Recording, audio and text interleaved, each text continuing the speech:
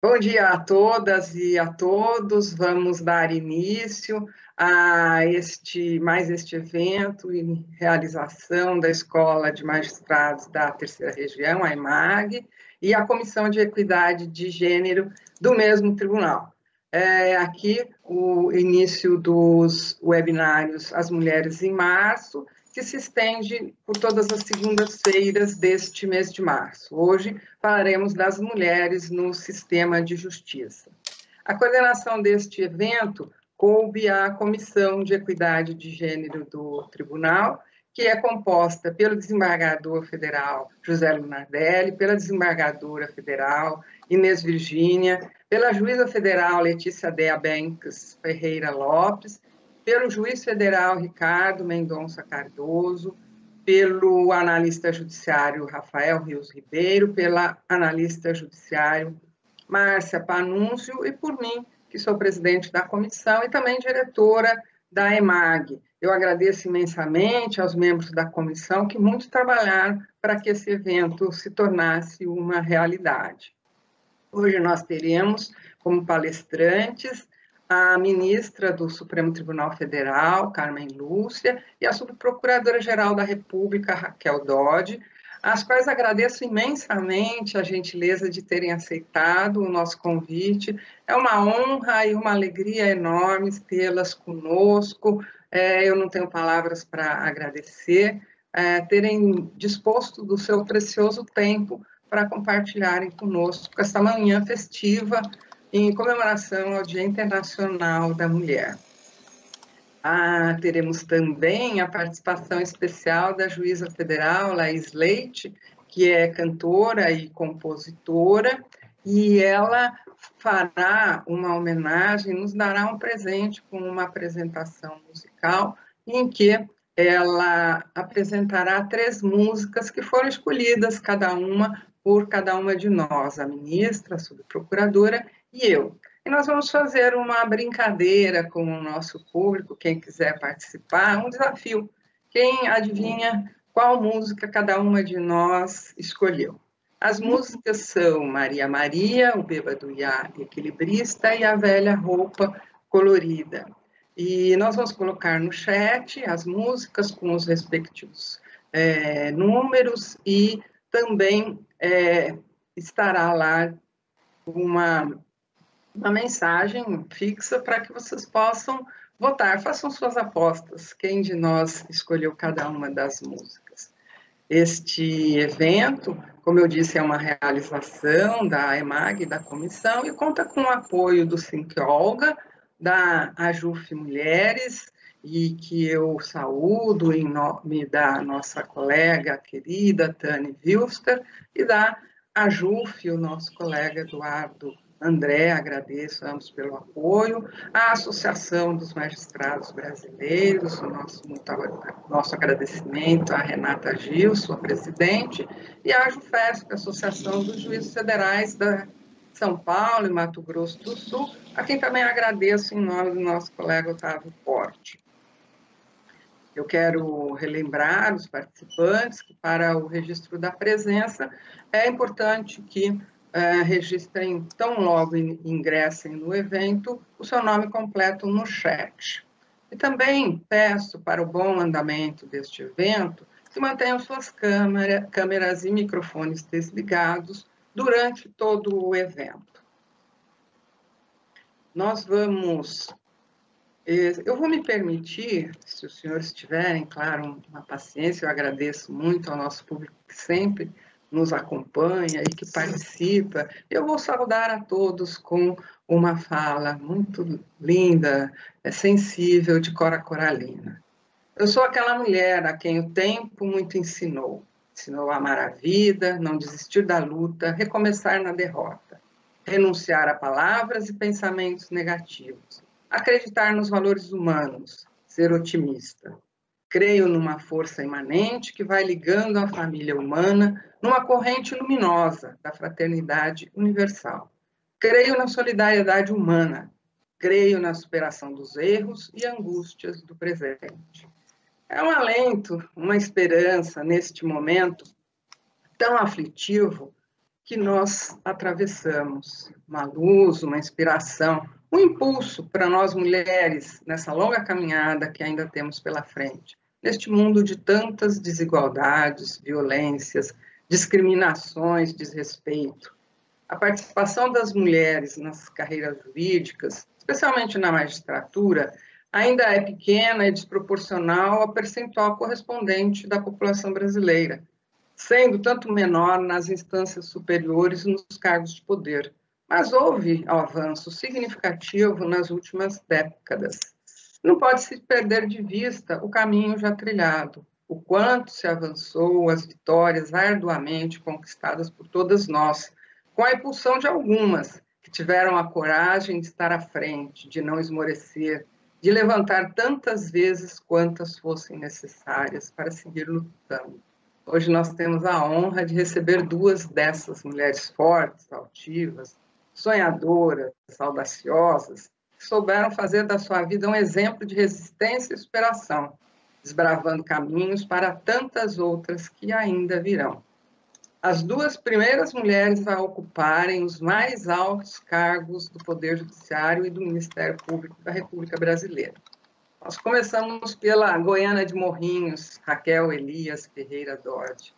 Ela foi a primeira mulher a ascender ao cargo de Procuradora-Geral da República, que ocupou de 2017 até 2019. Notabilizou-se pelo combate à corrupção e ao crime organizado. Também atuou na defesa dos direitos humanos, especialmente em questões de comunidades indígenas e casos sobre trabalhadores em condição análoga a de escravos. Coordenou a força-tarefa da Operação Caixa de Pandora, integrou a comitiva brasileira do projeto Diálogos Brasil, União Europeia, Perspectivas da Equidade de Gênero no Sistema de Justiça, atuou na equipe que redigiu o primeiro Plano Nacional para a Erradicação do Trabalho Escravo no Brasil e na primeira e segunda comissão para adaptar o Código Penal Brasileiro ao Estatuto de Roma. Defendeu a implantação do Formulário Nacional de Risco e Proteção à Vida, FRIDA, como instrumento de prevenção à violência contra a mulher. Invocou o papel feminino em relação ao uso sustentável, igualitário dos recursos hídricos e o seu direito de participar do modo como esses recursos são geridos no país. Declarou que a equidade de gênero é tema prioritário, alertando: estamos cientes de que as relações humanas exigem cuidado, temas difíceis devem ser tratados com paciência e perseverança, e longas jornadas são necessárias para o caminho que leva à igualdade e dignidade humana. Em seu discurso de posse, bradou que ninguém esteja acima da lei e ninguém esteja abaixo da lei, que resume sua visão sobre o papel da justiça, ao mesmo tempo combater as ameaças ao Estado de Direito e ampliar o acesso da população ao judiciário. Na despedida, fez uma advertência: permaneçam atentos a todos os sinais de repressão sobre a democracia liberal. No Brasil e no mundo, surgem vozes contrárias ao regime de leis, ao respeito aos direitos fundamentais e ao meio ambiente sadio, também para as futuras gerações. A doutora Raquel é mestra em Direito pela Universidade de Harvard, onde também foi pesquisadora visitante na pós-graduação, Visiting Fellow no Programa de Direitos Humanos, Global Advocacy Fellow da Clínica Internacional de Direitos Humanos da Harvard, e foi premiada com o Gaiman Fellowship do Programa de Pós-Graduação. É fundadora e primeira presidente do Instituto Global do Ministério Público para o Ambiente. Atuou como perita da Corte Interamericana de Direitos Humanos. Enfim, o currículo da doutora Raquel é extenso, mas eu sei que todos estão aqui para ouvi-la, então eu passo já a palavra à doutora Raquel, mais uma vez, agradecendo imensamente a sua participação, a sua presença sempre tão generosa. Doutora Raquel. Bom dia a todos e todas. Prezada desembargadora Terezinha Caserta, é sempre uma grande alegria rever e uma honra ser convidada para debates na IMAG, na Corte da Terceira Região. Receba meu abraço efusivo, caloroso, que estendo também à desembargadora Inês Virgínia, minha querida amiga desde os tempos do Ministério Público Federal, e aos demais organizadores deste evento. Querida ministra Carmen Lúcia, um abraço fraterno. A senhora tem uma inteligência jurídica que dignifica não só as mulheres das carreiras jurídicas, mas todas as brasileiras e brasileiros. Prezada juíza Laís Leite, cujo talento ultrapassa regiões jurisdicionais e que ouviremos hoje para o nosso alento. Meu abraço fraterno. Saudações cordiais a todos os desembargadores, juízes, servidores que nos assistem. O tema do Dia Internacional da Mulher, neste ano de 2021, é Escolha Desafiar. De fato, nunca me canso de admirar a estratégia inteligente daquelas mulheres que nos precederam no desafio de lutar pelo direito de todas as mulheres. Ao inventar um caminho, elas começaram pelos direitos políticos, de votar e de ser votada, porque sabiam que só teríamos outros direitos se participássemos da eleição dos que fazem as leis, ou se participássemos nós mesmas do processo legiferante. Um século depois das conquistas de direitos políticos, percebemos que esta estratégia mostrou-se muito acertada, que este período de 100 anos revelou-se o mais fértil para definir os direitos das mulheres. Em países como o Brasil, as mulheres adquiriram o direito de gerir o próprio patrimônio, de ter a guarda dos filhos, de acessar o ensino superior, de ter igual remuneração, de receber proteção à integridade de seu corpo. Em muitos países, ocorreu a mesma coisa. Mas as leis civis discriminam ou não estabelecem bases para a verdadeira igualdade de direitos. De fato, a desigualdade entre homens e mulheres no Brasil e no mundo continua imensa. Percebemos claramente uma boa razão. Embora sejam metade da população, as mulheres não participam da grande maioria dos fóruns de tomada de decisão. São minorias no parlamento, nos cargos de direção e gestão dos órgãos que formulam políticas públicas e também dos órgãos que dirigem a justiça. As mulheres continuam confinadas a espaços decisórios que não alteram a situação de desigualdade. Chegamos ao ano de 2021 com a certeza de que há muito ainda a conquistar, porque o espaço de participação da sociedade na democracia tem se reduzido, e o de participação das mulheres também. A busca de direitos pelas mulheres continua a ser de igualdade perante a lei. Não se trata mais apenas de expansão do leque de direitos ou de resistência ao retrocesso, mas, sobretudo, de cumprimento dos direitos reconhecidos. A participação na tomada de decisões dá suporte a esta pretensão. Por isso, a importância do tema deste ano do Dia Internacional da Mulher. Escolha desafiar. Precisamos desafiar estereótipos, combater o preconceito, expandir percepções e melhorar as condições. Há muito ainda a fazer.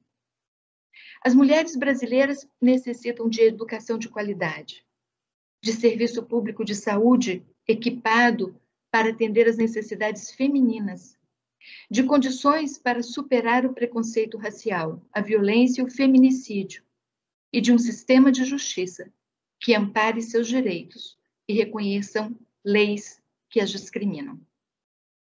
No serviço público, assim como na área acadêmica e na produção científica, as mulheres desempenham um papel central.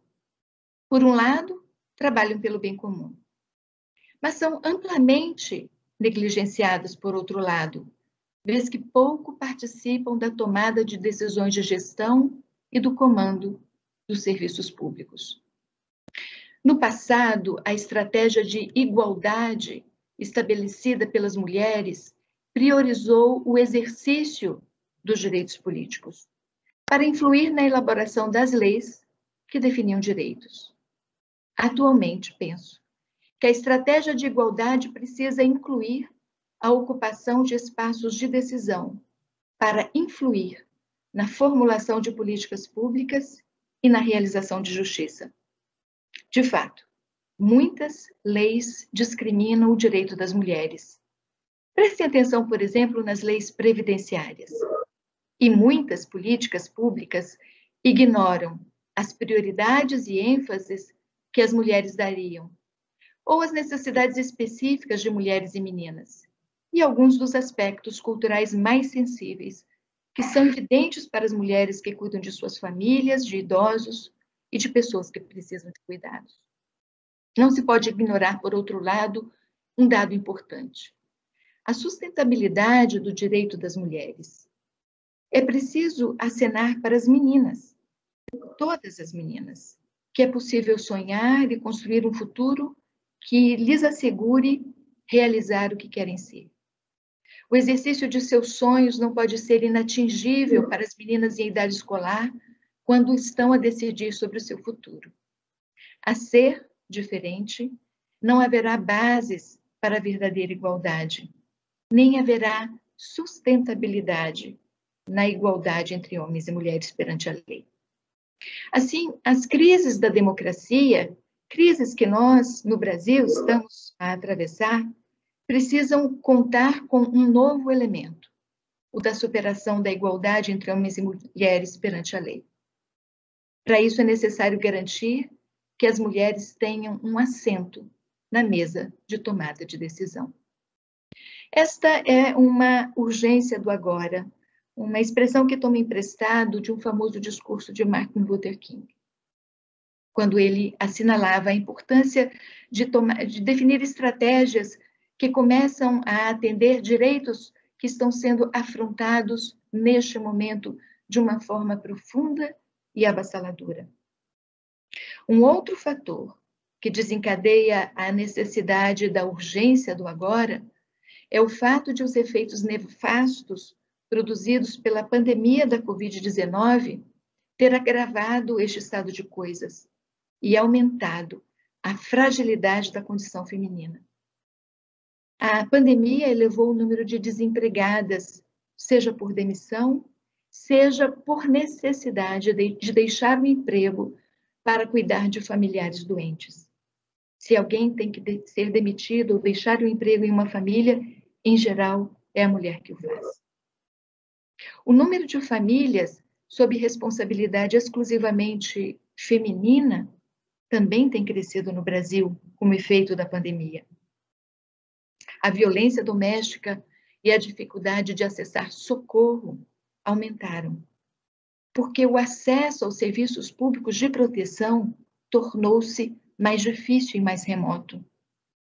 Também houve aumento de funções como de limpeza hospitalar feita por mulheres, ou de cuidados médicos e de enfermagens em clínicas e hospitais, cuidados prestados por mulheres enfermeiras, técnicas de enfermagem, médicas, cientistas. Houve também o aumento do risco real e da pressão psicológica de terem de conciliar todas essas relevantes funções de saúde com as funções domésticas, que nunca deixaram de ser em nosso país predominantemente feitas por mulheres. Em outras palavras, as mulheres exercem uma preponderante função de cuidado no lar e na seara pública, que foi agravada pela Covid-19. O regime de leis e as políticas públicas, notadamente as leis previdenciárias, as leis de assistência, as leis de proteção, precisam levar estas condicionantes em consideração na hora de formular os quesitos para a aquisição de direitos pelas mulheres. Não se pode esquecer que as mulheres prestam gratuitamente um relevante serviço público de cuidado, porque há falta de creches para os menores, há falta de lares para os idosos, e são elas que conciliam tarefas de emprego e tarefas no lar. Como se sabe, os direitos humanos foram concebidos para proteger os direitos de todas as pessoas no regime de leis e na democracia. Um dos princípios fundamentais da democracia é exatamente este, de incluir a participação de todas as pessoas e não deixar ninguém para trás. Ou não deixar de acolher todas as pessoas. Isto inclui as mulheres. Os Objetivos de Desenvolvimento Sustentável também incluem todas as pessoas, o que só é possível se nenhum setor da sociedade, como o setor das mulheres, for ignorado, consciente ou inconscientemente, no desenvolvimento dos serviços. Alguém já disse que a desigualdade de gênero é uma questão global urgente, com enormes ramificações não apenas para as vidas e meios de subsistência de meninas e mulheres, mas de forma geral para o desenvolvimento humano, mercados de trabalho, produtividade, crescimento do PIB e desigualdade. O sistema de justiça não é diferente. E, no entanto, há pouca pesquisa sobre o impacto que isto causa sobre a prestação jurisdicional requerida pelas mulheres ou em favor delas. No sistema de justiça, a participação das mulheres é desproporcional à população e poucas exercem cargos de gestão. A Ordem dos Advogados do Brasil ainda não foi presidida por uma mulher e poucas seccionais excepcionaram essa situação. O Ministério Público da União teve uma única procuradora-geral e nos estados a direção feminina é escassa. O Supremo Tribunal Federal, nossa mais alta Corte de Justiça, esteve sob a presidência de 2 mulheres apenas, o Superior Tribunal de Justiça de uma única, e os demais tribunais federais, a exemplo da terceira região, e estaduais, estão longe de uma proporção igualitária entre seus dirigentes, ainda que tenhamos tido na presidência do TRF da terceira, a nossa querida presidente desta mesa, desembargadora Terezinha Caserta. Finalizo dizendo-lhes que muitas mulheres me inspiraram em suas ações de defesa da igualdade de gênero, de acesso e de oportunidade. Eu gostaria de homenagear todas elas na pessoa da ministra Carmen Lúcia, que é sempre uma grande inspiração por sua integridade, por sua inteligência jurídica, por sua persistência e por sua capacidade de reduzir a expressões simples questões complexas, análises profundas, de modo a comunicar à população brasileira, e sobretudo às mulheres, a importância que cada uma das juízas e das desembargadoras e ministras desse país pode ter ao administrar justiça. Muitas mulheres me ensinaram que para mudar o mundo é preciso ser voluntária na realização de tarefas difíceis. Eu espero muito ter a oportunidade de ver muitas mulheres ocupando espaços de gestão e conduzindo prioridades e necessidades que as mulheres definiriam, e mostrando dificuldades na realização do direito das mulheres, próprias da realidade e da cultura em que vivemos. Temos à frente, portanto, um desafio singular, o de promover a igualdade entre homens e mulheres no sistema de justiça e de inserir mulheres nos fóruns de tomada de decisão, nos órgãos públicos e nas associações de classe. O benefício dessa nova meta, desse novo desafio, penso, será culturalmente sensível, considerará a necessidade das mulheres, inspirará as próximas gerações e será, sobretudo, sustentável. É imperioso realçar que o benefício não será apenas para as mulheres, mas para a sociedade brasileira como um todo, que se tornará mais justa e alcançará maior desenvolvimento humano. Deveria ser natural aprovar a seguinte meta: que as mulheres tenham representação proporcional em cargos de gestão e poder, para que tenham voz na forma como o serviço público é prestado e na forma como seus direitos são observados, respeitados e cumpridos. A todas e todas que nos ouvem, feliz Dia Internacional da Mulher. Escolha desafiar. Muito obrigada. Obrigada, subprocuradora Raquel Dodge. É sempre um alento, uma alegria, suas palavras são sempre para nós reconfortantes, alguém que deu exemplo, segue dando exemplo, e como tantas outras, fazem a diferença neste mundo.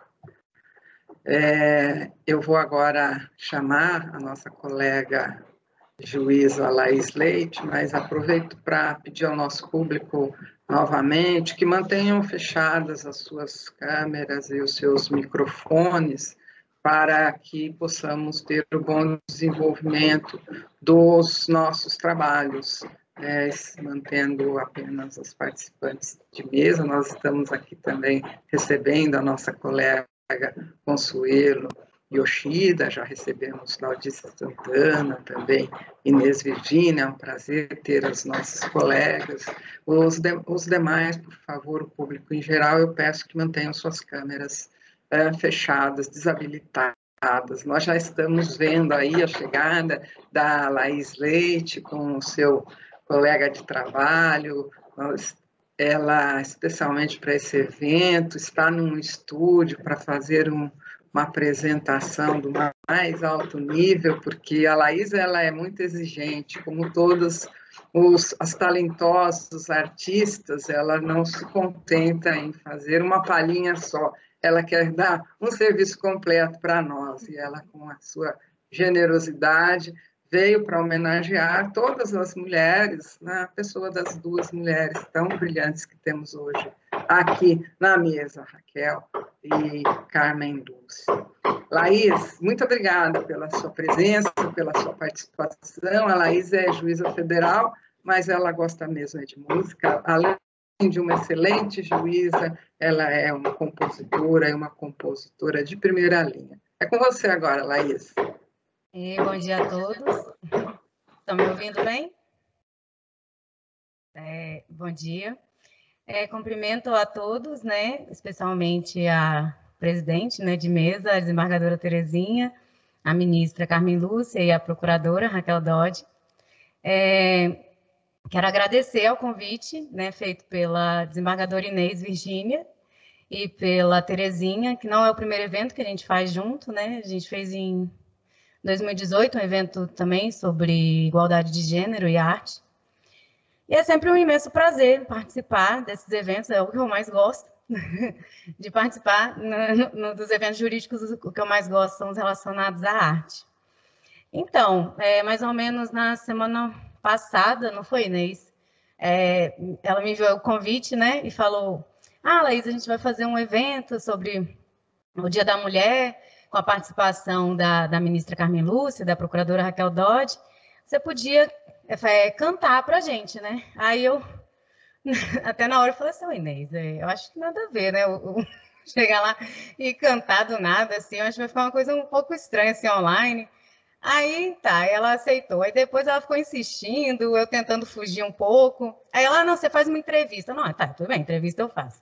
Aí depois ela, não, mas você podia cantar umas músicas. Eu falei, Inês, mas eu acho nada a ver eu cantar uma música. Enfim, aí ela me ligou no sábado, a gente conversou bastante e tivemos uma ideia. E eu falei, tá, nessa ideia, assim, eu faço. E não é porque eu sou chata, não, mas é porque às vezes eu não gosto de uns negócios nada a ver, né? Então, assim, do nada eu chego aqui e canto, fica coisa meio inadequada, né? Então, pelo menos tem que ter um contexto. Aí a gente conseguiu criar um contexto. E qual é o contexto?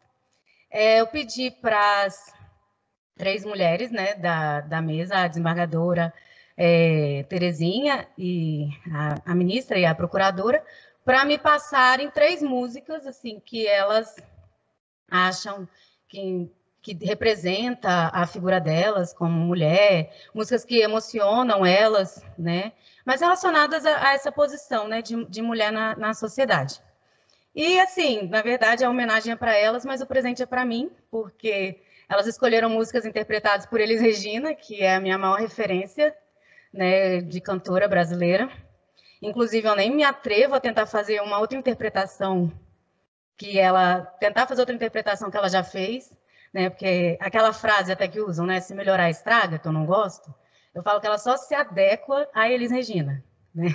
Porque realmente tentar fazer qualquer coisa melhor do que ela já fez é só estraga. Então, eu vou usar, né, a versão original da interpretação dela. E as músicas são Velha Roupa Colorida, composição de Belchior, Maria Maria, composta por Milton Nascimento, e o Bêbado e Equilibrista, de João Bosco e Adair Blanc. Oi?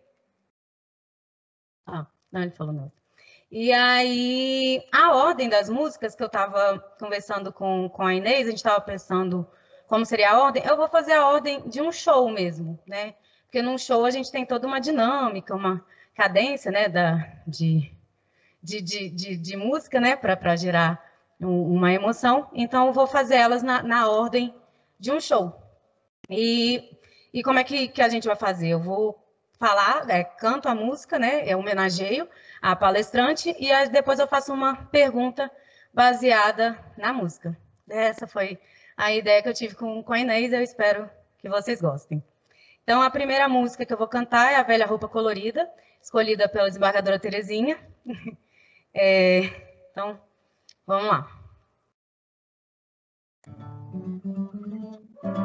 Você não sente, não vê, mas eu não posso deixar de dizer, meu amigo, que uma mudança em breve vai acontecer. Porque algum tempo era novo, jovem, hoje é antigo. Precisamos todos rejuvenescer.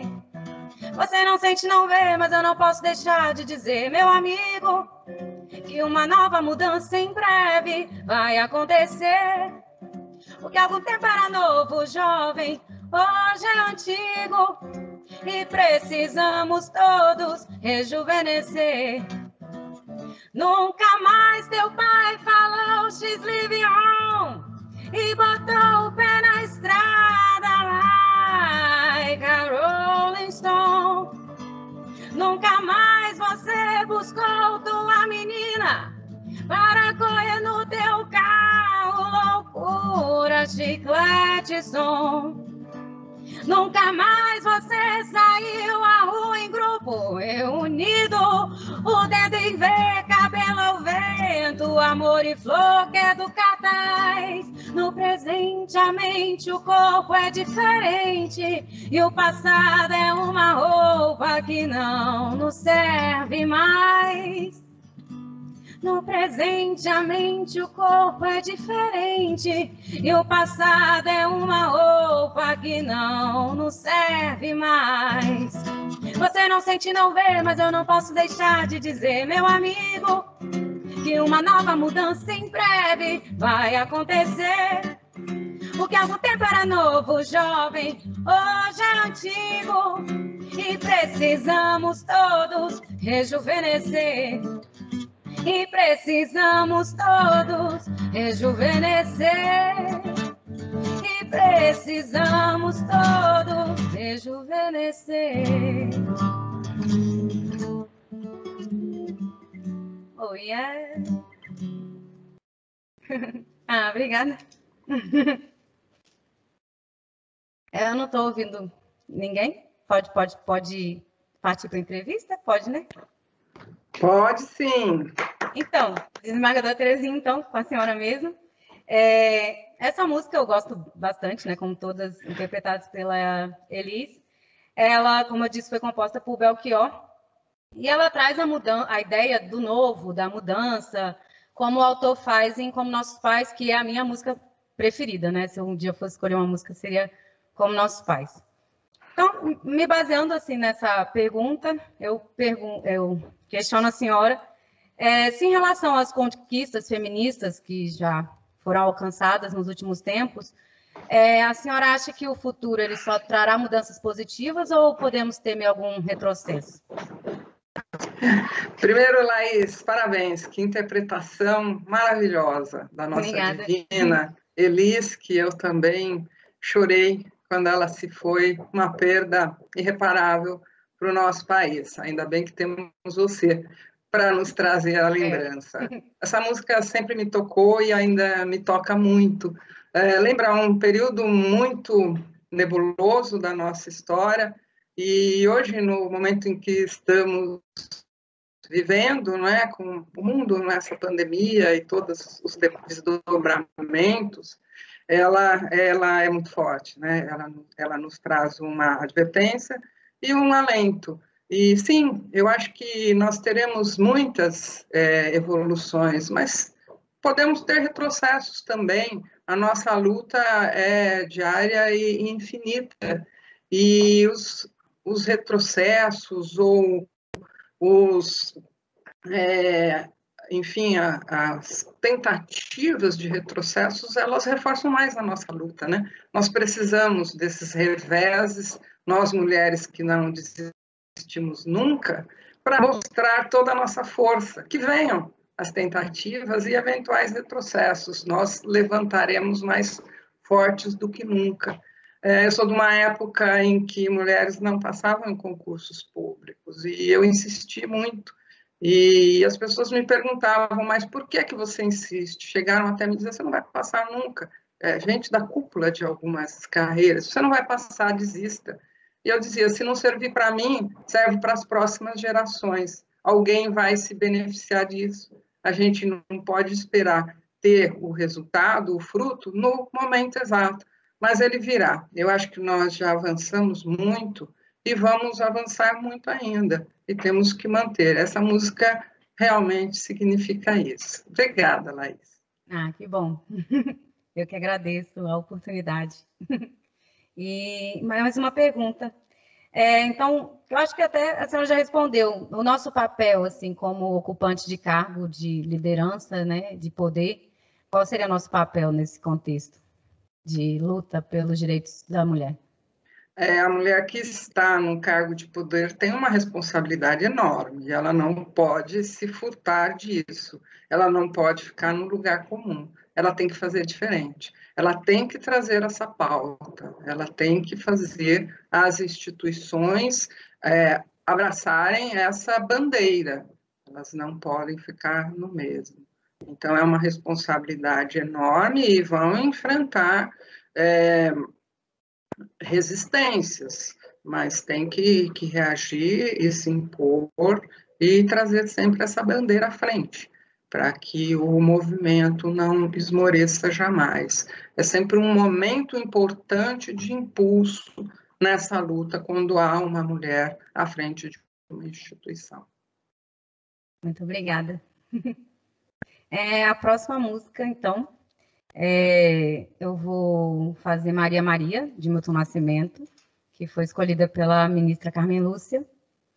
Espero que gostem. Eu estou fazendo aqui no ambiente de show, estou tentando fazendo essa dinâmica assim. Espero que dê certo.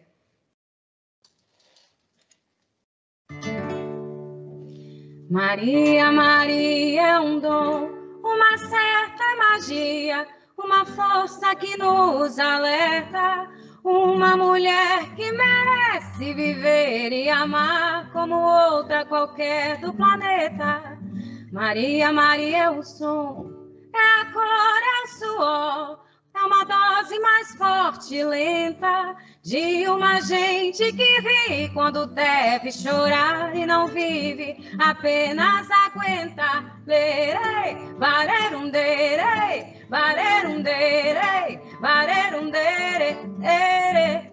Uma gente que ri quando deve chorar e não vive, apenas aguenta. Lerei, barerunderei, barerunderei, barerundere, ere.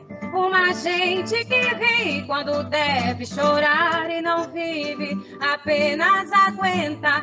Mas é preciso ter força, é preciso ter raça, é preciso ter gana sempre. Quem traz na pele essa marca, Maria, Maria, mistura dor e alegria. Mas é preciso ter manha, é preciso ter graça, é preciso ter sonho sempre. Quem traz na pele essa marca possui a estranha mania de ter fé na vida. Lerei, barerunderei, barerunderei, barerundere, ere.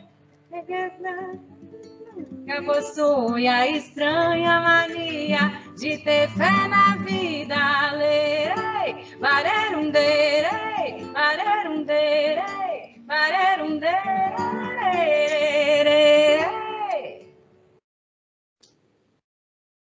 Obrigada.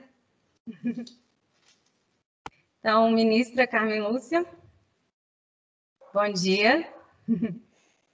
Bom dia, Laís. Obrigada pela interpretação. Ah, que bom. Linda. Que a senhora gostou. Então, ministra, a música Maria Maria, de Milton Nascimento, ela fala sobre Maria, né, representando a mulher brasileira, e Milton, né, o compositor, diz que a Maria ela precisa de ter força, manha, graça, raça. Como mulher, né, ocupando um cargo de poder, a senhora acha que precisa reunir também todas essas habilidades para sobreviver? Laís, eu não penso muito no cargo, não, eu penso na vida. Cargo... Pode falar, que é para falar sobre tudo. É um fato, é um dado da minha vida. Mas esta música, que eu me lembro exatamente quando vi pela primeira vez, foi na apresentação do grupo Corpo, para a qual foi feita, que era exatamente a história de uma mulher. E eu me lembro da noite, me lembro, sou capaz de repetir na minha vida exatamente o que aconteceu, uma noite até difícil, fomos ver o Grupo Corpo, e aí isto no Palácio das Artes, que é considerado uma das melhores acústicas de teatros brasileiros, explode com a força impressionante. É muito a cara do que é a luta da vida. Claro que é a luta da mulher, porque pelas peculiaridades do feminino, mas é a luta pela vida, que se a gente perde a graça, perde a vontade de ser feliz, eu acho que perde mesmo a força. E não é fácil ser feliz nesse mundo, ou como diria um outro mineiro do mundo, Guimarães Rosa, felicidade é só umas horinhas de descuido. Mas a gente cuida o tempo todo para ter essas horinhas de descuido, para que elas sejam cada vez maiores. E para isso é preciso ter graça, é preciso ter raça, é preciso ter fé, é preciso ter em si Riobaldo de Adorim, para chegar ao final da travessia do Grande Sertão. As veredas são as que nós fazemos. Muito obrigada. Adorei a reflexão. Bem tocante. Então, vou finalizar. Nem evento virtual, é muito frio, né? Assim, eu tenho dificuldade um pouco em lidar com eventos virtuais. Assim, eu acho que perde um pouco da dinâmica assim, do evento presencial, né? Mas fica bem estanque, né? As participações. Mas eu tô muito feliz assim com as reflexões que estão sendo feitas em cima das músicas. E agora a última música, que foi escolhida pela procuradora Raquel Dodge. Essa música também, Depois de Como Nossos Pais, é a que eu mais gosto, da Elis Regina. Ainda mais porque ela tem um samba, né? E eu também tenho esse lado do samba, e então eu fico muito feliz de poder cantar ela aqui para vocês. O Bêbado e Equilibrista, de Aldair Blanc e João Bosco.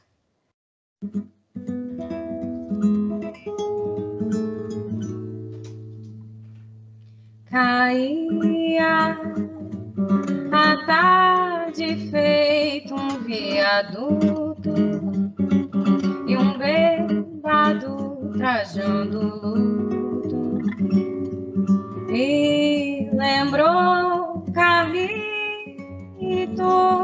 a lua, tal qual a dona do bordel,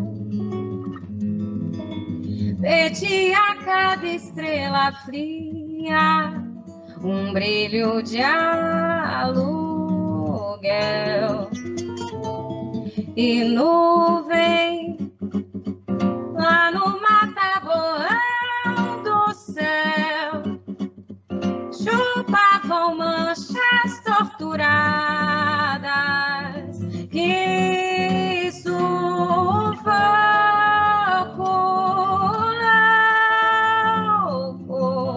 um bêbado com chapéu coco fazia irreverências mil pra noite do Brasil, meu Brasil, que sonha com a volta do irmão do enfio, com tanta gente que partiu num rabo de foguete.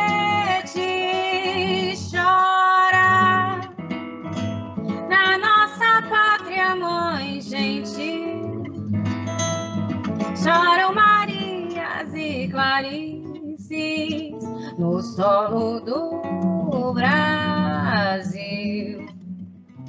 Mas sei que uma dor assim pungente não há de ser inutilmente a esperança dança na corda bamba de sombrinha, e em cada passo dessa linha pode se machucar.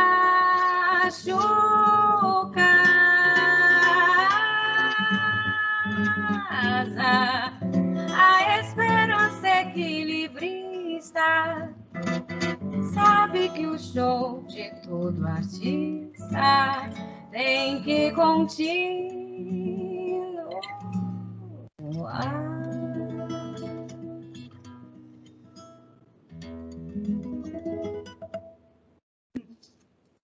Obrigada.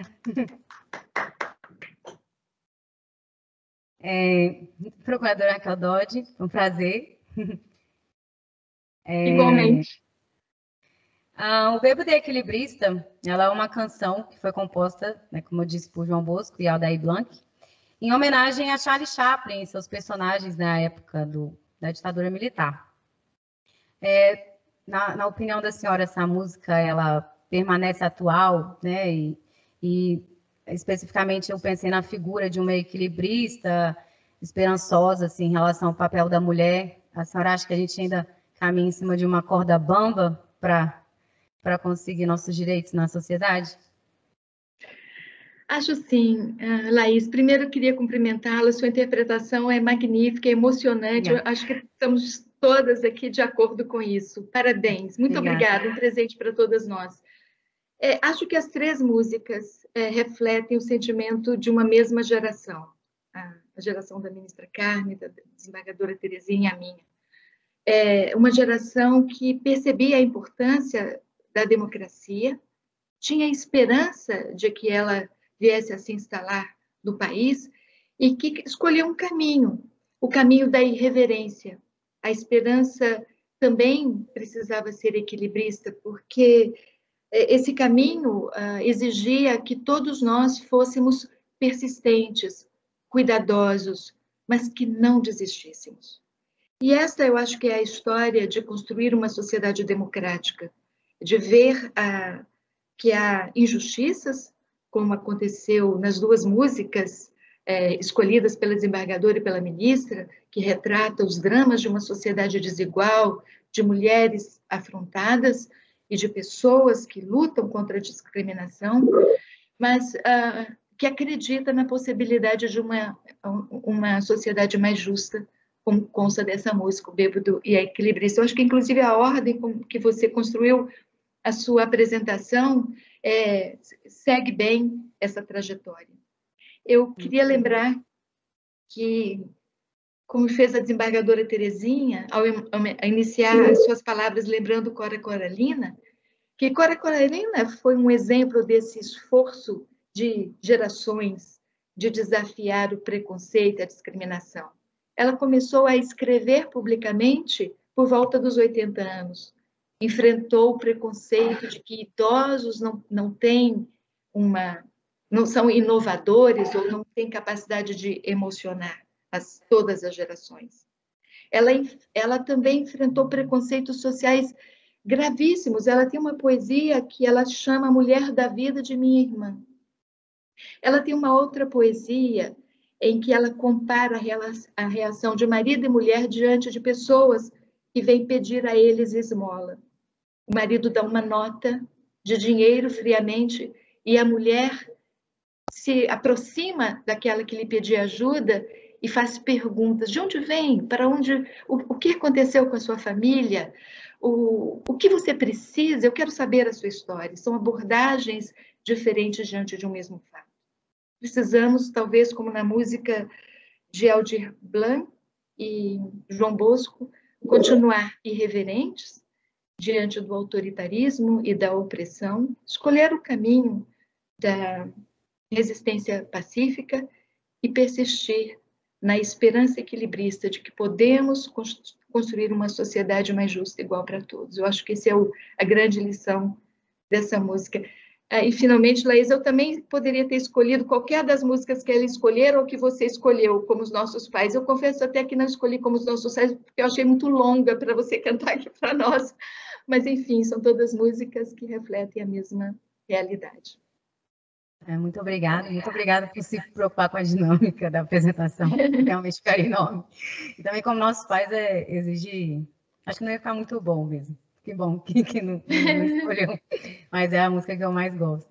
Então, para finalizar a minha entrevista, né, com as senhoras, eu vou fazer uma pergunta que qualquer uma pode responder, ou as três, sintam-se à vontade. É uma pergunta mais pessoal. Eu, né, como juíza, é comum eu me deparar com situações em que as pessoas ficam surpresas por eu gostar de cantar, por eu me envolver com música, enfim. Recentemente, a ministra Carmen e a procuradora Raquel estavam num evento com a cantora Alcione e cantaram e dançaram. E eu lembro que eu estava com o meu celular e chegou aquele vídeo, né, das pessoas compartilhando, né, viralizou. Acho que as senhoras têm noção que viralizou aquele vídeo. E quando eu recebi, eu fiquei me questionando. Eu falei, mas por que um vídeo desse viraliza? Qual é o problema? O que tem de tão diferente assim para elas, por elas estarem cantando, se divertindo e dançando, né? Parece que é algo incompatível, né? A nossa figura com dançar, cantar. Acho que com todas as artes, mas principalmente a arte da música. Assim, eu vejo que existe uma certa... a sociedade vê como coisas incompatíveis ou até opostas. Eu queria saber da opinião de vocês, por que isso acontece.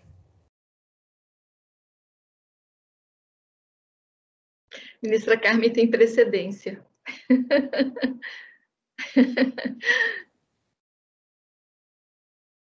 Doutora Raquel, a senhora estava lá.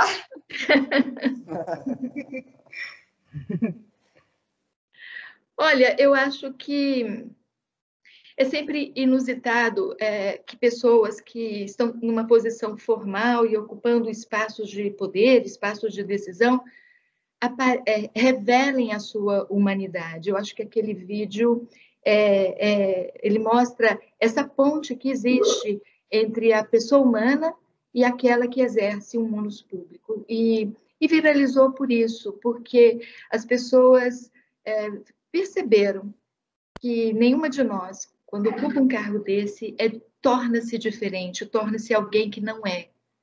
E aquela música, ela é uma expressão muito importante da alma do brasileiro. Eu acho que também por isso. É uma música maravilhosa. Então, acho que porque nos revelamos ali como iguais a todo mundo, é que pode ter viralizado. Imagino que foi por isso. Não tenho certeza também. Ou talvez porque eu cantei muito desafinado. Pode ser também por isso. Não, porque, na verdade, até as pessoas até falavam que a ministra Carmen cantava bem, né? Isso causou até mais estranheza, né? E eu falava, gente, mas isso... Por que as pessoas acham isso estranho, né? E eu concordo, sim. Parece que quando na carreira, né? Acho que qualquer mulher, assim, qualquer pessoa, né? Na verdade, isso é o ser humano, ocupa posições. Parece que a frieza é uma característica que se espera, né? É uma característica inerente e eu acho bom, né? Eu gostei, eu fiquei muito feliz quando aquele vídeo chegou. Eu fiquei um bom tempo pensando sobre isso. Eu falei, poxa, que legal, sabe? E eu acho bom essa desconstrução. O que as senhoras acham?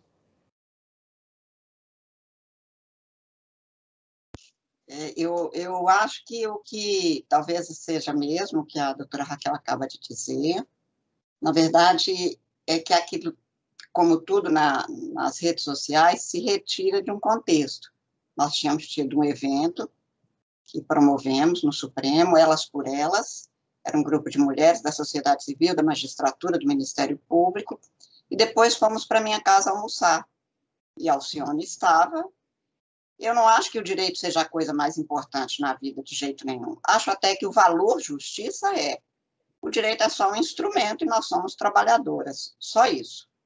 Eu não dou essa importância como se a minha vida se consumisse nisso, porque não se consome.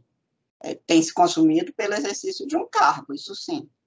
Mas eu gosto muito mais de música do que do direito, gosto muito mais de literatura do que do direito, gosto mais da vida que eu levo com os meus afetos, que eu acho que é o que conta na vida, mas, claro, no exercício de um cargo, há os protocolos que nós cumprimos com todo rigor, muito mais nós mulheres. Então, na verdade, o que se apresenta numa situação como essa são mulheres no almoço conversando e numa cantoria, que é uma coisa absolutamente corriqueira e normal da vida. Mas parece que os juízes, principalmente, são pessoas fora do mundo. Ora, uma conquista da humanidade foi ser julgado pelos pares, pelos seus iguais. Né? O júri popular é isso, e todos os juízes são isso. Mas como se tira do contexto, e aí se tem uma feição que não é mostrada, eu acho que é o que a doutora Raquel falou. Há um estranhamento sobre a humanidade daqueles que exercem os cargos. Mas o que conta e que qualifica é exatamente a humanidade. Uma pessoa fora do mundo não é um bom juiz de jeito nenhum. Uma pessoa que não sabe o que o outro cidadão vive, passa, gosta, canta, fala, chora, não deve ser um bom juiz. Porque faz parte do exercício da prestação da justiça humana a igualdade na dignidade humana. E, portanto, no meu caso, a música faz parte da minha vida. Eu sou de uma família que gosta de música. Meu pai, até os 90 anos, tocava o seu bandolim, tocava até sax. Os meus irmãos tocam, os meus sobrinhos tocam nas reuniões de família. Tem não sei quantos violões, não sei quantos cavaquinhos, não sei quantos pandeiros. Portanto, tenho 2 sobrinhos que têm banda de música. Portanto, a música faz parte da minha vida com um espaço enorme. Agora, a minha vida não se põe na hora que eu vou para o tribunal. É só isso. Né? Enfim. Sim, exatamente. Adorei a fala. Inclusive, é algo que eu falo também, que eu não... os protocolos, né, do direito eu também mantenho. Acho importante manter. A irreverência assim, da arte... Da música não me faz acreditar que o formalismo deva acabar, mas isso talvez seja um assunto para outro encontro. Muito obrigada, quero agradecer novamente. Obrigada a você mais uma vez, Laís. A todos, novamente destacar, né, um agradecimento à desembargadora Terezinha e à desembargadora Inês, que sempre tem esse carinho e essa consideração comigo. Bom dia. Bom dia, muito obrigada. Obrigada, Laís, pela sua participação tão brilhante, nos alegrou essa manhã festiva, homenageando todas as mulheres, mas especialmente nas pessoas marcantes da ministra Carmen Lúcia, da procuradora Raquel. Laís, a sua voz é maravilhosa, a sua presença é alegre, ela fez a nossa manhã muito mais leve, muito mais agradável. Muito obrigada pela sua generosidade, pela gentileza. E nós tivemos participações aqui no chat, na brincadeira da adivinhação. A primeira que acertou as 3 opções foi a Ana Carolina da Veiga. Mas logo na primeira cronologicamente falando, né? Mas logo na sequência, com a sua perspicácia de sempre, a doutora Daldice Santana, que não deixa passar nada, né, esta nossa querida baiana. Eu quero aqui também fazer referência que vi aqui passando a nossa colega Daniela Maranhão, a Kátia Balbino, eu fico muito feliz, eu já também mencionei a Consuelo Yoshida, uma alegria muito grande recebê-las todas. E vamos então agora passar para ouvir a ministra Carmen Lúcia Antunes Rocha, que é mineira de Montes Claros, foi a primeira mulher a presidir um processo eleitoral no país, quando esteve no comando do Tribunal Superior Eleitoral, e a segunda mulher a integrar o Supremo Tribunal Federal, primeira mulher a presidi-lo. ela que é mestra em Direito Constitucional pela Faculdade de Direito da Universidade Federal de Minas, especialista em Direito de Empresa e professora de Direito Constitucional na Pontifícia Universidade Católica de Minas. Ela foi procuradora do Estado de Minas Gerais, e onde chegou a exercer o cargo de Procuradora-Geral do Estado. Quando na presidência do Superior Tribunal Federal, ela não se omitiu em apontar a existência de discriminação no meio jurídico, até mesmo no Supremo Tribunal Federal, e declarou: temos uma sociedade machista e há um preconceito enorme contra mulheres. Podem não falar, mas o preconceito passa pelo olhar, pelo gesto, pela brincadeira, pela desmoralização, pela piada. As mulheres precisam trabalhar mais que os homens para chegar ao mesmo patamar na carreira. Tenho absoluta convicção, ou convencimento pelo menos, de que um homem branco, médio, ocidental, jamais poderá escrever ou pensar a igualdade ou a desigualdade como uma de nós, porque o preconceito passa pelo e no olhar, como se estivéssemos usurpando a posição de um homem. Mas a ministra tem a receita para o enfrentamento. Contra todas as formas de preconceito, contra quem quer que seja, há o direito constitucional.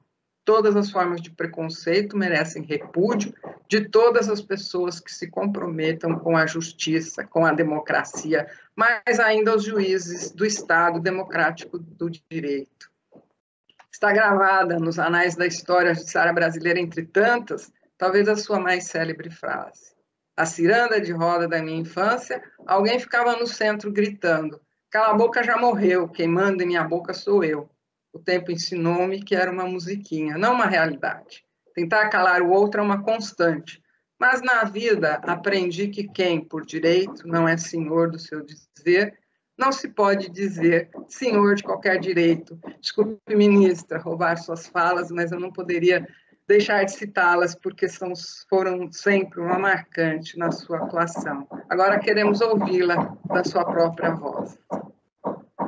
Obrigada, desembargadora Terezinha, uma honra enorme estar nessa manhã aqui com todas que compõem esta mesa e principalmente que participam do evento, doutora Raquel Dodge, que eu ouvi com tanto gosto, desembargadora Inês, Daldice, minha colega de Conselho Nacional de Justiça, e para mim é uma enorme honra, tenho certeza, ter tido meu nome lembrado para estar aqui nesta ocasião. Faço um agradecimento muito especial à doutora Laís, que cantou com tanto brilho, com tanta emoção, e como a senhora diz, num tempo tão aflitivo, para usar a sua expressão, que é muito própria,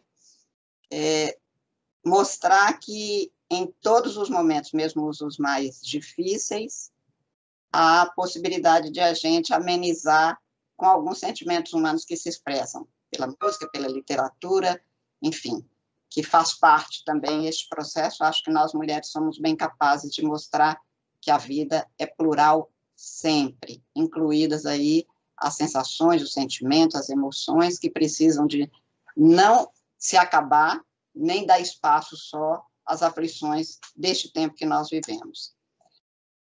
Eu gostaria de fazer as minhas observações sobre este Mulheres em Março, Mulheres no Sistema de Justiça, em 3 pontos. Primeiro, a situação da mulher historicamente, como chegamos aqui, e se chegamos já muito longe. No segundo momento, sobre a igualdade, que a doutora Raquel Dodge pôs muito bem, a igualdade perante a lei, mas acho que onde está escrito de forma expressa, formal na Constituição, especialmente no caput do artigo 5º, perante a lei, já passou da hora da gente ler igualdade na lei.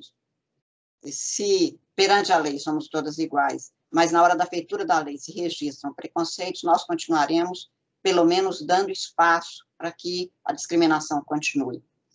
E, finalmente, sobre no sistema de justiça, que é basicamente a função democrática das juízas para superar e transformar esse estado de coisas. Basicamente, esses 3 itens eu gostaria de abordar. No primeiro momento, portanto, e falamos aqui, e ouvimos aqui os grandes compositores como Milton Nascimento, como Aldir Blanc, enfim, Belchior, para falar e para cantar emoções do que é preciso de permanência, de luta, porque não se tem uma situação consolidada, nem contra direitos, nem com os direitos quando eles são conquistados. A Clarice Lispector tem um verso num dos seus poemas que eu gosto de lembrar, que é: já fui loura, fui morena, fui Alice e Beatriz, fui Maria e Madalena, só não pude ser como quis. Essa é a realidade da mulher ainda. Ela só não pode ser o que ela quer, ou porque não tem as condições de educação, de acesso, de materiais, condições econômicas, pela sobrecarga. Tanto escutamos da magistrada, porque em que pese ser juíza exatamente como homem, na hora da promoção, já que ela tem que se deslocar para uma seção federal no interior do Amazonas, ela precisa de consultar os companheiros como é que ficará a vida. Agora, se a promoção for dele, ele só chega em casa com o vinho para comemorar. Não tem pergunta. Bastaria isso para a gente ver que este é o dado de fato. Este é o quadro, este é o cenário social. Portanto, isto tem um caldo de cultura social, de cultura econômica, de cultura política, que é um registro que precisa de ser superado. Porque uma mulher não tem que fazer uma escolha se ela vai continuar o casamento, em que condições, quando ela tiver a oportunidade de uma promoção na magistratura, e depois nós estamos cuidando de sintomas. Por que as mulheres não chegam às condições de comando? Porque ela nem pode sair da comarca. Porque ela tem os filhos e não pode mudar de lugar, e ela é responsável pela educação. Mas se o homem for promovido, não tem esse questionamento posto. E ninguém fala nisso, porque isso é um problema seu, minha filha. Isso não é um problema do tribunal. Chegou sua vez, nós votamos. Agora, você tem os seus problemas. Portanto, esta situação é de a mulher não poder ser o que ela quer ainda. Eu estou falando de alguém que teve faculdade, que fez o concurso, que está no cargo de juíza, e que depois a gente só pergunta por que nos tribunais nós temos, como num tribunal brasileiro, 57 desembargadores e uma desembargadora. Por que nós temos aproximadamente 54% de mulheres eleitoras e temos um dos mais baixos índices de parlamentares? As mulheres não votam? Dia 24 de fevereiro, completamos 89 anos do acesso ao direito ao voto. Mas então, é preciso perguntar, eu acho que qual é a doença social que impede a sanidade da igualdade, para que a gente promova agora o que eu vou falar, não mais numa ação que afirma, mas numa ação que transforma. E é preciso transformar a sociedade, porque isto não vem por decreto. Eu lembro sempre, e escrevi há pouco tempo um trabalho nos 300 anos de Minas Gerais, como primeiro província autônoma, depois como Estado, que se completaram em dezembro do ano passado, sobre uma figura que é uma das maiores figuras da história de Minas Gerais, que se chama Hipólita Jacinta Teixeira de Melo, que foi a única mulher inconfidente. O Brasil inteiro tem notícia de Tiradentes, Tomás Antônio Gonzaga, Cláudio Manuel da Costa, dos senhores desembargadores, e até já ouviram falar de Bárbara Eliodora, de Marília de Dias. As musas podem aparecer. Eu moro aqui, perto da minha casa, em Belo Horizonte, tem a Rua Bárbara Eliodora. Tem a Praça Marília de Dirceu, que são lindas. Ninguém fala de Dona Hipólita. Mas Dona Hipólita foi inconfidente. Na casa dela se reuniam os inconfidentes e ela é que levou, por exemplo, quando Francisco, marido dela, foi preso, foi ela que mandou comunicar ao Tiradentes, que tinha sido preso, ela que conseguiu capturar a delação premiada que ele iria fazer, e sabe-se, a devassa, naquele período, já existia delação premiada, foi feito por vários dos inconfidentes, ela interceptou, e é dela a frase, que ela destruía aquela carta, porque mais vale morrer com honra que viver com desonra. o preço desta frase dela, como inconfidente que não se entregou, foi o confisco de todos os bens. Ela era uma das mulheres mais ricas de Minas Gerais na época, na região de Prado, do Rio das Nortes. Teve tudo confiscado. Bárbara Eliodora cedeu e conseguiu uma parte dos seus bens. Ela não. Então, e esta mulher, o Brasil não tem notícia dela. A história não registra. Esta invisibilidade, esta desqualificação que apaga na história, hoje nós temos nas redes sociais a figura do cancelamento, é de todo aquele que tenha voz e que queira ter vez. Aquela que é só uma musa não tem problema. Quem for só cantada e serve aos poetas, não vai causar nenhum mal-estar. Pelo contrário. É preciso esse registro para saber que a ação e a ação de afirmação ou de transformação tem um preço político, social grave. E que, quando for mulher, pode ser mais gravoso ainda. Na sexta-feira, eu participei na Escola da Magistratura, juntamente com o professor Hans-Peter Graver, a desembargadora Terezinha estava lá, do evento sobre juízes contra a justiça. E o professor Peter afirmava, numa passagem, como ele afirma num dos escritos dele, que talvez nas salas de aula nós, professores, devamos comunicar aos alunos que, se ele resolver ser juiz, ele coloca em risco a vida dele. Não é uma profissão fácil. O sistema de justiça não é um sistema no qual os direitos já conquistados se põem de maneira linear para todos.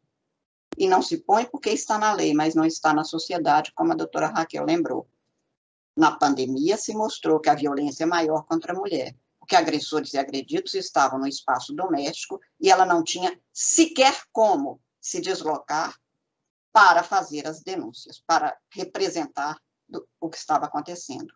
Tanto que o Conselho Nacional de Justiça teve que, no ano passado, promover, juntamente com a sociedade, um movimento pelo qual as mulheres pudessem assinalar na sua mão, com batom, com a caneta, com o que fosse uma cruz vermelha, e na farmácia, que era o único lugar onde ela poderia se deslocar e ir, mostrar para que o farmacêutico pudesse tomar uma providência, porque senão ela era assassinada. A voz não é dela.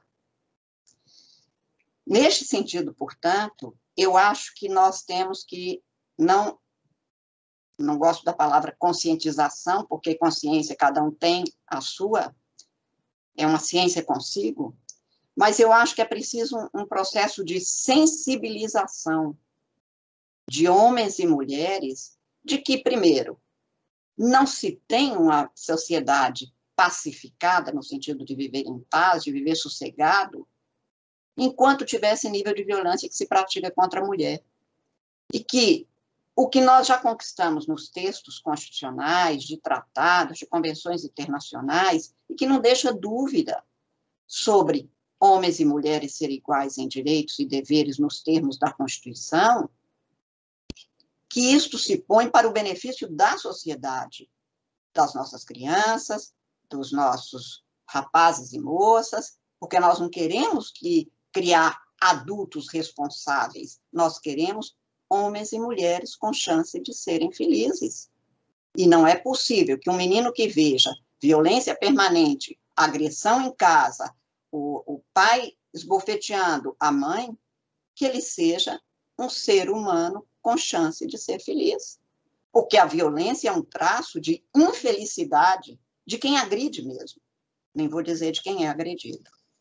Portanto, eu acho que é preciso que a gente promova um movimento de sensibilidade nossa, de dentro para fora, porque as nossas roupas coloridas foram mudando e até mudamos por fora.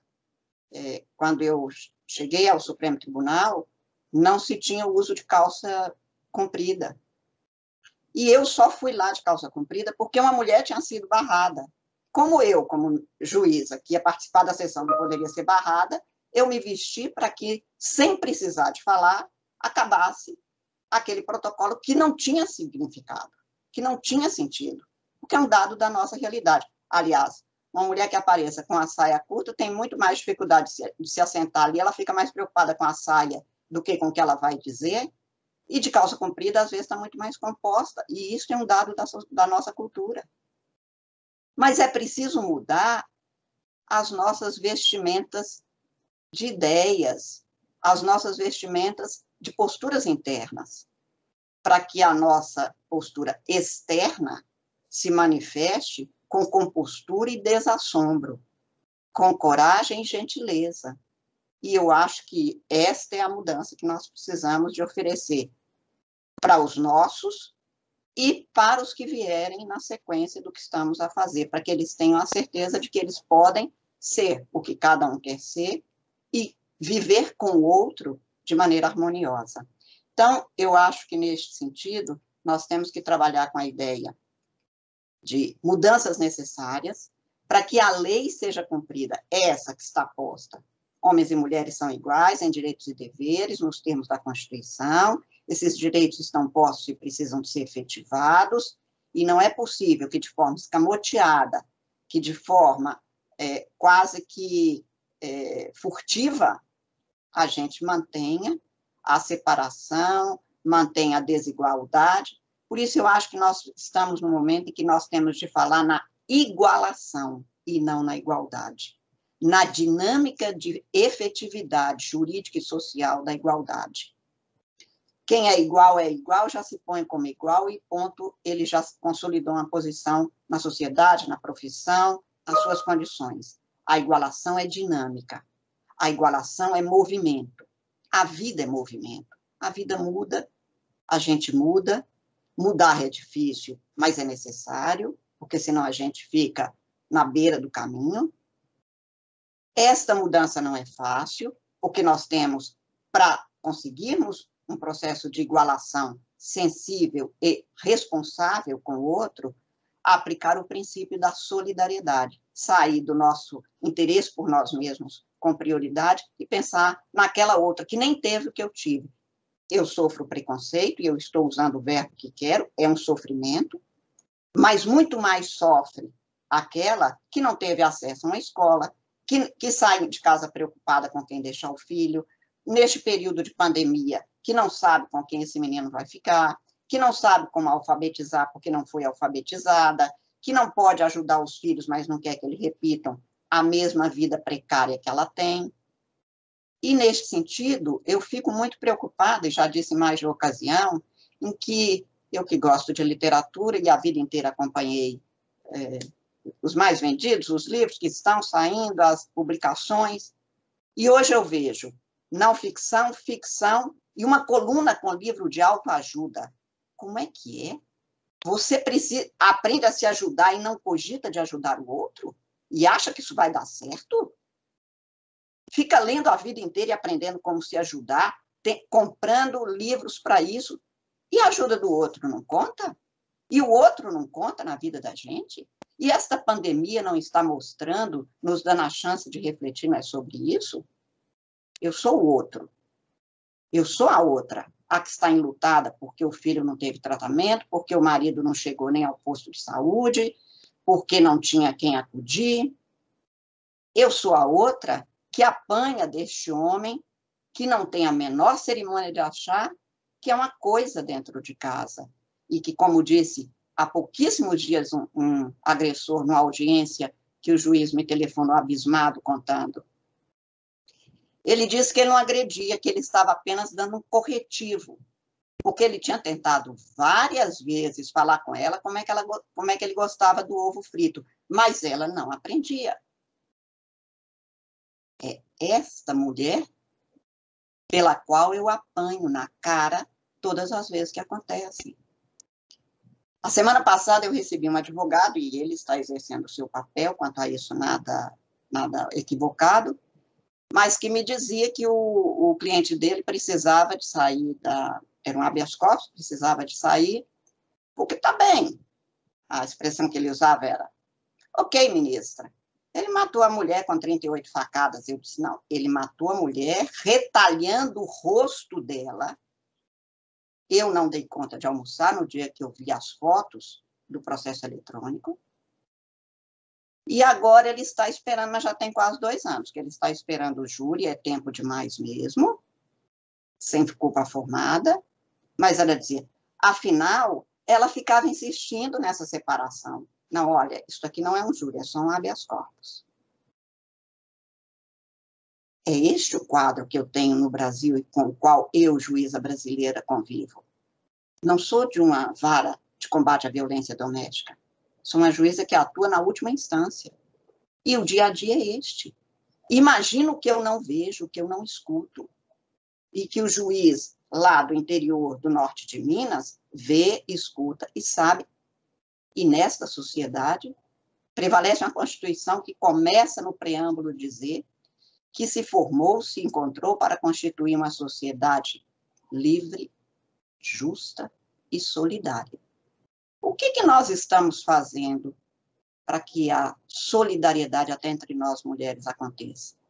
Qual é o movimento que nós estamos fazendo para essa igualação, ou seja, para que se torne efetiva, jurídica e socialmente, a igualdade que nós já conquistamos como direito? Acho que a ideia de desafios neste momento, que não é só deste momento, chama cada uma de nós a sua responsabilidade.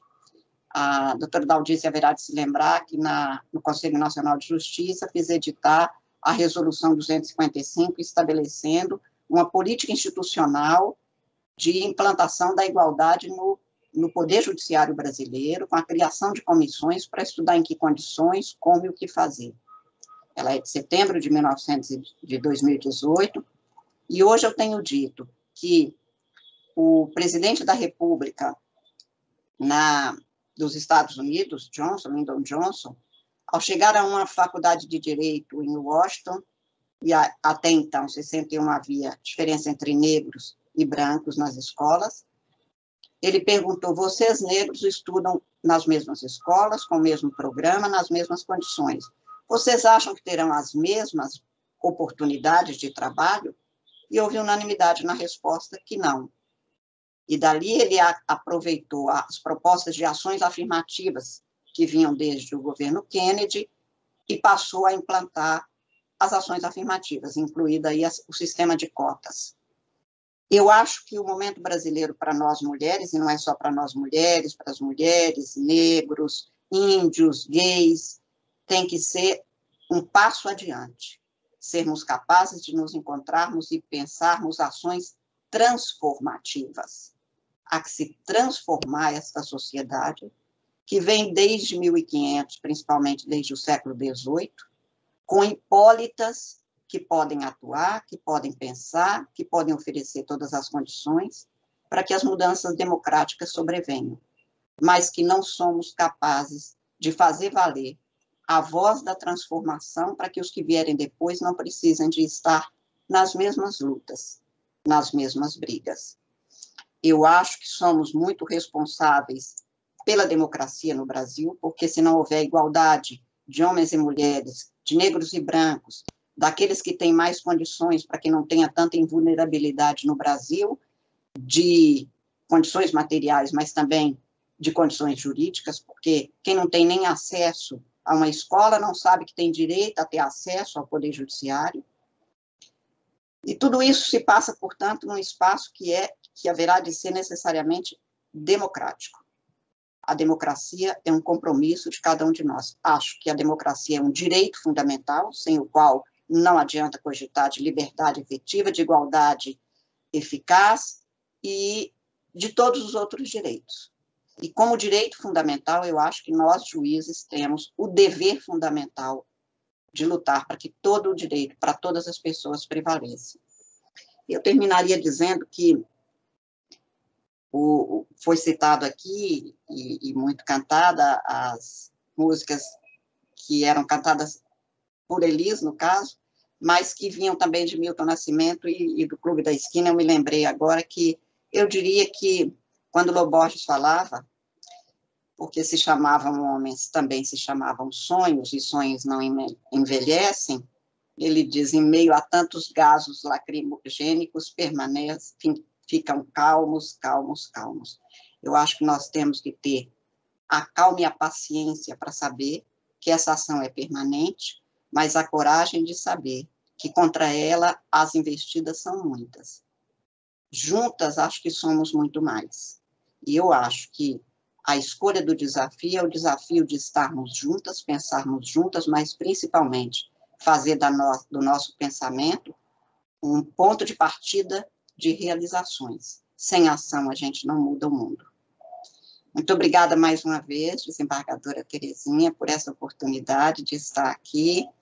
Eu quero muito que saibam que acho que estamos continuando um processo que não começou conosco, que não vai acabar conosco, mas que quem vier depois provavelmente vai poder saber se realmente fomos capazes, pelo menos, de honrar o legado daquelas que lutaram, das Hipólitas e não apenas das Bárbaras, mas que somos capazes de continuar e de entregar a quem vier, se não um mundo melhor, um mundo de mulheres que não se acomodaram. Muito obrigada mais uma vez. Nossa, ministra, nós é que agradecemos, e eu tenho que falar mesmo estando sem palavras. A sua fala é sempre tão energizante, que nos conduz a permanecermos unidas, lutando, e o que mais importante, né? Nós que temos efetivamente uma posição privilegiada, não podemos nunca deixar de pensar naquelas mulheres e naqueles todos, né, que não têm a mesma situação nossa, e procurar trazer todos ao mínimo patamar e ir adiante, ir acima, conquistar para todos, né? Esse mundo não será efetivamente justo se não for justo para todos, mas apenas para alguns privilegiados, né?